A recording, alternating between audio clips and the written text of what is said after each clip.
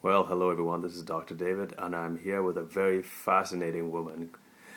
She is Dr. Karen Harris, and she is the medical director of the Sabre Medical Center here in Tulsa. And she's going to be talking in the next few minutes about gastrointestinal health, gut health. And I tell you, I'm just amazed at how important our gut is to our entire health. So, Dr. Karen, thank you so much for this, and over to you. Thank you. Welcome, those of you who are out there listening. Yes, I am a naturopathic doctor, and I have the Sabah Health Center.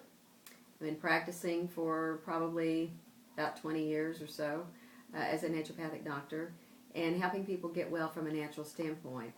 But we know that no matter what the illness, what the malady, what the symptomatologies might be, we know everything goes back to digestion, whether you're digesting or not digesting. Now that's the real question, because if you've got a weight issue, that means you're not digesting your food, because whatever you're not digesting, you're going to hang on to it. And you're just going to, your abdominal area is going to get larger and larger, and that food is going to, it's rotted, it's putrefied, it's fermented, it's laying in the gut, and it builds that hard rubberized stuff in that whole gastrointestinal tract. And so we have to do some things to help prevent that, in addition, of course, to changing our diet, adding as much raw food as possible. I've had people ask me, why the raw? What is so special about raw? Well, to begin with, raw contains enzymes, because anything that's cooked 100 degrees to, let's say 120, depending on the food, it's void of enzymes. The enzymes are the catalysts that make everything happen. And without the enzymes, nothing's going to happen. Nothing gets digested. It just lays there and rots and putrefies and ferments. So we have to have enough raw food to help to digest whatever cooked and dead and processed and chemicalized foods that we are consuming.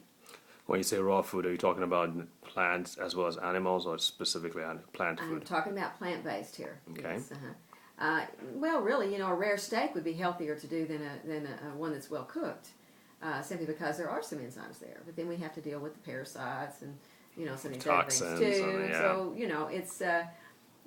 What we do know that our food in the most natural state is where as God intended for us to eat, and so we want to do it as raw as possible and as close to nature as possible, organic as possible. Of course, the chemicals are really, I believe, the biggest culprit in America.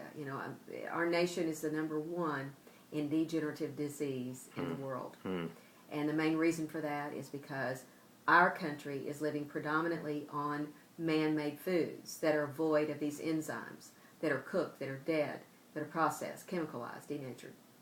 Where most of the other countries predominantly live on the God-made foods, the raw fruits, raw vegetables, raw seeds, raw nuts, and raw sprouted grains. Raw sprouted grains is quite different than what we buy in the stores that contain the gluten. And this gluten is a proteinized glue that we cannot break down.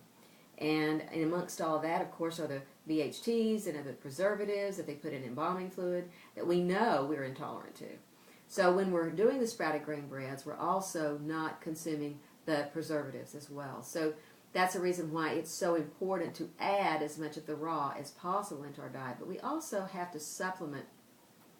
I don't believe that anything, even if we had a perfect diet in America, that we wouldn't have to supplement, because our soil is so depleted. Very depleted of magnesium and our other trace minerals. So it's real important that we supplement. And I found that with my people and even myself, that I always will try to take an enzyme, a digestive enzyme, with each meal that I consume, and that just helps in breaking down the proteins and the carbs and the fats and the dairy and all these things that we're consuming.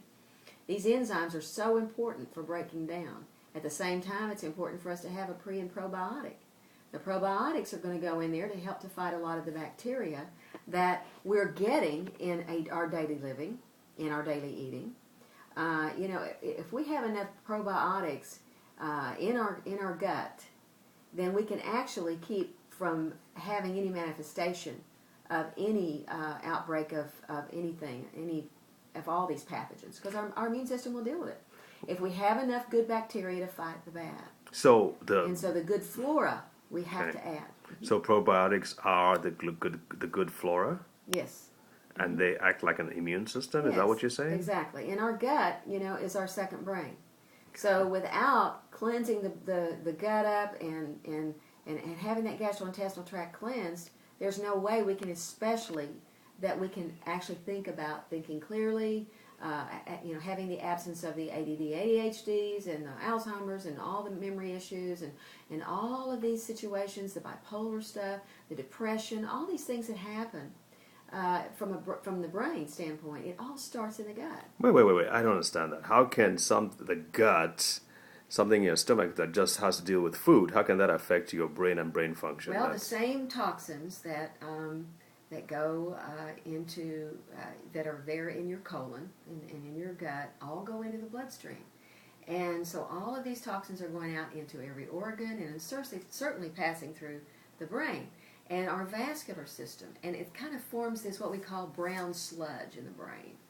And it all is affected by all these toxins and these chemicals and everything that's been built up from the lack of digestion and not being able to clear these things out, not being able to detoxify as the body is supposed to do.